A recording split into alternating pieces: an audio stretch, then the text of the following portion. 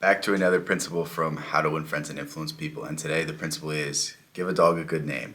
And this is an interesting one. I think this builds upon the one I posted a few days ago.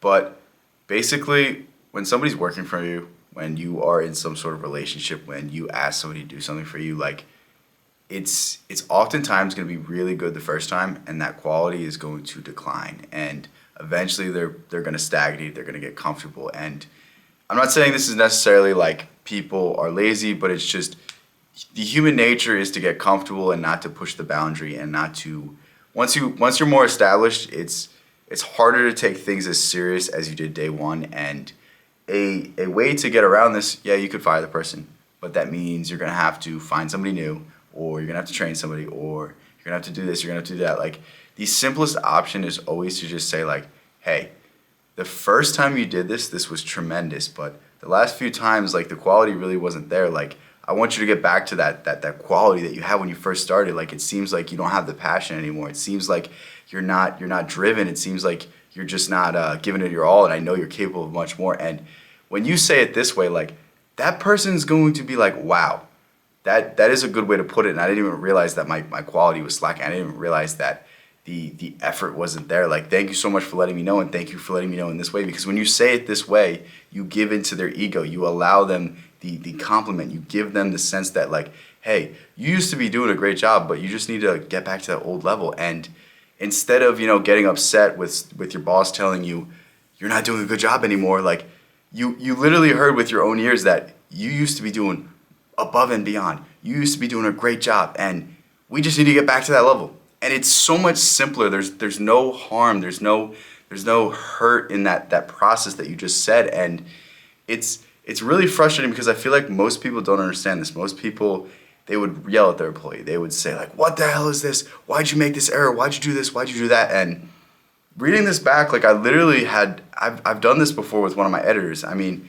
he's not working for me anymore just because he's traveling right now. He'll probably work for me again at some point. So if you see these videos that are getting edited, it's probably him. But at the same time, he was making thumbnails for me, and I don't have a full head of hair. So when he would make the thumbnails for me, sometimes he would cut it, and it would like chop off half my head here, but my whole head would be right here, and it was just like I'd be like, "Yo, can you redo this? Like I want you to remake it in this old style." And I kind of would get around the fact that like my head just looked fucked up, but at the same time I'd be like, yo, just like do it with this old style that you used to do it. I used to really like the way you did this. And instead of me just roasting him for being like, yo, what the fuck did you do to my head? Why does my head look so weird? Like instead of me saying that, like I really just broke it down. I was like, dude, like the old way you used to do it was perfect. Like you're putting too much effort into it. You're putting too much time into it. Just do what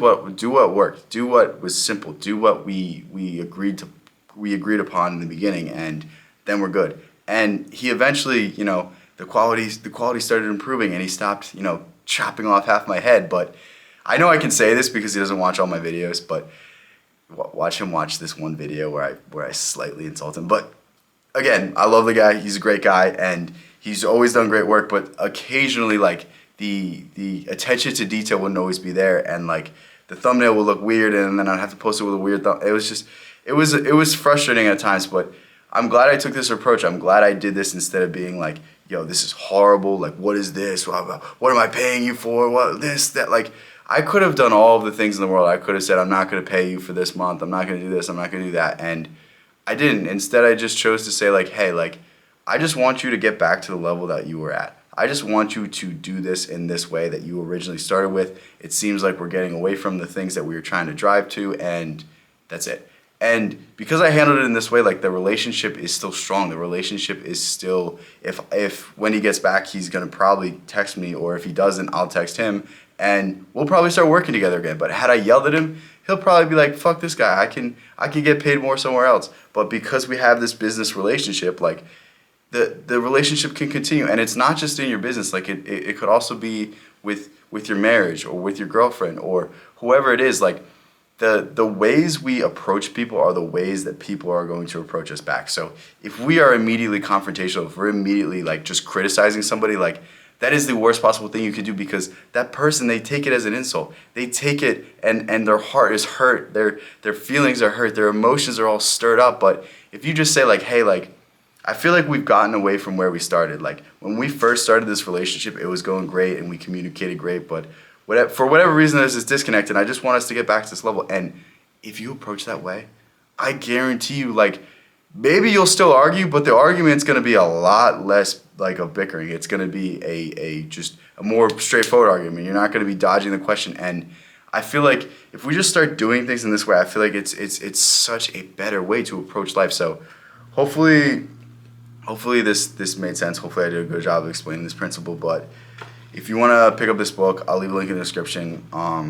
Again, this book I can't recommend enough. Every time I look back through it and I find a chapter to share with you guys, I feel like I'm gaining more insights, and I feel like I'm learning as I'm doing this. So it's not only do I feel like it benefits you guys, but it also benefits me, because I feel like I have to analyze it from a different perspective. So that's always helpful. So I'm going to continue to go through this book. I'm gonna start reading more and more books that I'm gonna suggest to you guys. But right now I'm in between a few things. I'm really focused in niche subjects, and I don't know if you guys are interested in that. So let me know books that you want me to go over. Let me know things you want me to talk about. And if I missed anything, or if you think I didn't give a great summary of something, just let me know, because I'm always down to do more videos. Thank you so much for making it this far. If you're new to the channel and you've made it this far, you're probably, you're probably smarter than the rest of you guys. I need you as a subscriber, so go ahead, click that link or click the button, like the video. Thank you so much for making it this far. I'll catch you in the next one.